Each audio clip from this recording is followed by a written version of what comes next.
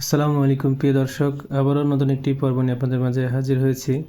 প্রিয় দর্শক, আজকে আপনাদেরকে দেখাবো জমি মাপার সহজ পদ্ধতি। কিভাবে আপনি আপনার জমি মাপ বের করবেন সেই বিষয়টি আপনাদের স্ক্রিনের মাধ্যমে দেখতে পাচ্ছেন যে একটি জমির ছবি দেখা যাচ্ছে। এই জমিটি মেপে আপনাদেরকে বের করব যে জমির পরিমাণ কতটুকু। আপনাদের যার যার জমি আছে তারা তাদের নিজের জমি নিজেরাই খুব সহজে হিসাবটা বের করতে পারবেন।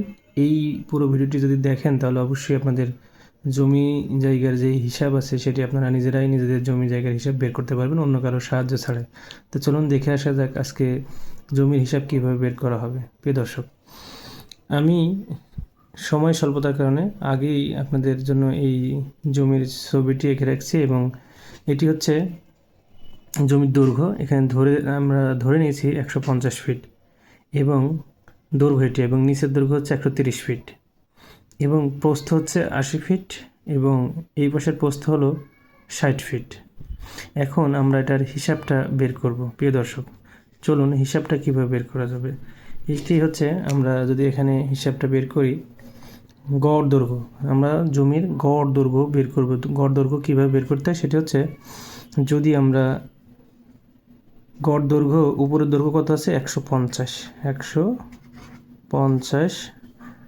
এটি আমরা, এবং গড় যে নিচের দৈর্ঘ্য আছে কত 130 প্লাস দেব, তো যোগ করব 130, তাহলে আমাদের এটি সমান সমান কত হচ্ছে, এটি সমান সমান হচ্ছে 150 আর প্লাস 130, তাহলে হচ্ছে 280।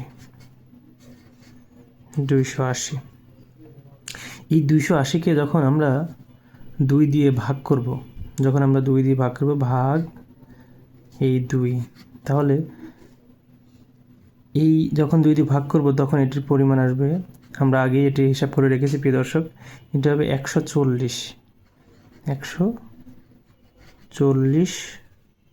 ফুট।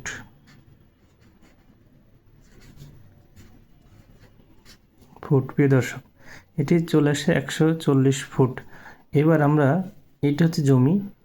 এখন এই দেখেন, আমরা এখানে ধরে রাখছি প্রস্থ আনুমানিক একটা প্রস্থ দিচ্ছি, এখানে মাপ হচ্ছে, প্রস্থর ফিট হচ্ছে 80, এই বাম সাইডে হলো 80 আর এবং ডান সাইডে হলো 60 ফুট। প্রস্থ হলো 80 ফুট আর এই সাইডে হলো প্রস্থ হলো 60 ফুট। প্রিয় দর্শক, দেখতে পাচ্ছেন। এখন আমরা গড় প্রস্থটা বের করব। তাহলে প্রস্থ হলো 80 আর ডান সাইড হলো 60 ফুট। এখন আমরা এটাকে যোগ করব 80 আর 60, তাহলে এটি হচ্ছে 80 প্লাস 60, তাহলে হবে 140। এটিকে আমরা 2 দিয়ে যদি ভাগ করি তাহলে এটি আসবে, 2টি যদি ভাগ করি তাহলে আমাদের এটা আসবে, আমরা আগে হিসাব করে রাখছি 70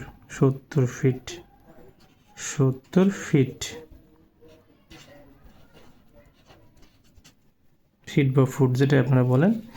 এখন আমরা তাহলে এই যে গড় দৈর্ঘ্যর যেই হিসাবটা, আমরা 150 প্লাস 130 মোট হয়েছে 280, এই 280কে 2 দিয়ে ভাগ করছি তাহলে হচ্ছে 140, এবং গড় প্রস্থ হচ্ছে 80 প্লাস 60 ফুট, তাহলে এটি হচ্ছে 80 প্লাস 60 140, এটি ভাগ করছি 2 দিয়ে, তাহলে এটি আসছে 70 ফিট বা 70 বর্গ ফুট। এখন আমরা এর ক্ষেত্রফলটা বের করব। ক্ষেত্রফলটা বের করলে দেখা যাবে যে ক্ষেত্রফলটা হলো 100, তাহলে গড় দৈর্ঘ্য 140 বের হয়েছে, 140, এবং গড় প্রস্থ, তাহলে গড় প্রস্থ কত 70, তাহলে 140 আর এই যে এখানে গুণ দিয়ে বের করতে হবে, তাহলে 70, এই 70 ফুট। তাহলে আমাদের এখানে আগে যোগ করে আগে এটি গুণ করে রেখেছি, তাহলে এটি হচ্ছে 9800 ফুট। তাহলে আমরা এটি আসতে পারি যে 9800 ফুট, তাহলে এখন আমরা এর ক্ষেত্রফলটি দেখতে পারি প্রিয় দর্শক। ক্ষেত্রফলটি আমরা বের করব কিভাবে? তাহলে ক্ষেত্রফলটি বের করব ৯৮০০ ভাগ এই ভাগ। এখন আমরা এই ক্ষেত্রফলটি বের করব কেমনে? বর্গফুটটি শতাংশে আনবো। তাহলে সেটি কিভাবে আনবো প্রিয় দর্শক?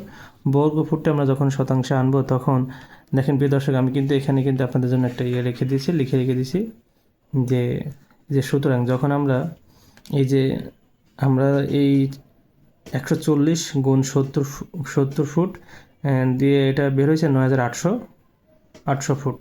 এই ৯৮০০ ফুট এবং এই ৯৮০০ ফুটের এখন আমরা শতাংশ আনবো। আমরা জানি, এই জন্য আমি এখানে আগে লিখে রাখছি ৪৩৫.৬ বর্গ ফুটে ১%।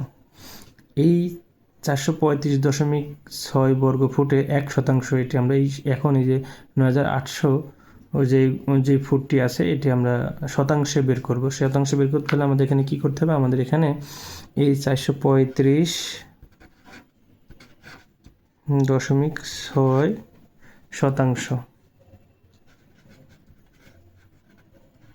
শতাংশ এখন আমরা এটা বের করব। তাহলে আমরা যখন এটিকে ভাগ দিব তখন আমাদের এটি ভাগ আসবে 22। আমরা আগেই এটা বের করে রেখেছি সময় স্বল্পতার কারণে। 22.49 শতাংশ প্রিয় দর্শক। এখন যদি আমরা আবার এটিকে কাঠায় বের করি, কারণ যখন আমরা কাঠায় বের করবো তখন এটিকে কীভাবে বের করবো? এটিকে আমরা এই যে যেটি আছে যে ৯৮০০ বর্গ ফুট, ৯৮০০ বর্গ ফুট ভাগ এইখানে আমরা লিখে রাখছি যে ৭২০ বর্গ ফুট সমান সমান ১ কাঠা। তাহলে আমরা এই ৭০০ সময় স্বল্পতার কারণে এটি আগে লিখে রেখেছি ৭০০, আমরা জানি ৭২০ বর্গ ফুট সমান সমান ১ কাঠা। তাহলে ৭২০, তো যখন আমরা এটা দিয়ে ভাগ করবো তখন আমরা হিসাবটা আগেই বের করে রেখেছি প্রিয় দর্শক সময় স্বল্পতার জন্য। এটি হচ্ছে, যদি আমরা যখন কাঠায় আসবো বর্গ ফুটরে এটি হচ্ছে বর্গ ফুট। আমরা যখন এটা কাঠায় রূপান্তর করবো বা হস্তান্তর করবো তখন এটি আসবে, এটি যখন আমরা ভাগ করবো তখন যদি কাঠা আসবে 13.61 কাঠা। আমরা জানি 1% সমান 435.6 বর্গ ফুট। এই জন্য আমরা এটা যখন এই যে ৯৮০০ বর্গ ফুটকে আমরা যখন 435.6 দিয়ে ভাগ করছি তখন আমাদের শতাংশ আসছে 22.49%। এবং এটিকে যখন আমরা যখন কাঠায় রূপান্তর করেছি তখন আমরা জানি যে 720 বর্গ ফুট সমান 1 কাঠা। এই জন্য ৯৮০০ বর্গ ফুটকে আমরা যখন 720 দিয়ে ভাগ করেছি তখন আমাদের জমির কাঠা আসছে 13.61 কাঠা। তো প্রিয় দর্শক, এইভাবে আমরা চাইলে আমাদের যে জমির হিসাব আছে এই হিসাবগুলো খুব সহজেই বের করতে পারি। আপনাদের জমির যে হিসাব আছে এই হিসাবটি কিন্তু আপনারা চাইলেই নিজেরাই বের করতে পারেন এইভাবে মেপে। তাহলে আপনাদেরকে কেউ ঠকাতে পারবে না, বা আপনারা যাদের কাছ থেকে জমি নিচ্ছেন তাহলে আপনারা সেটিও কিন্তু হিসাব করে নিতে পারবেন। প্রিয় দর্শক, যদি আমার এই ভিডিওটি আপনাদের ভালো লেগে থাকে তাহলে অবশ্যই চ্যানেলটিকে সাবস্ক্রাইব করবেন এবং অন্যকে দেখার জন্য শেয়ার করে দিবেন, যেন খুব সহজে আপনাদের নিজেদের জমির মাপ আপনারা নিজেরা বের করতে পারেন। এই হচ্ছে জমির হিসাব। ভালো লাগলে অবশ্যই কমেন্ট করে জানাবেন। ভালো থাকবেন, সুস্থ থাকবেন। আসসালামু আলাইকুম।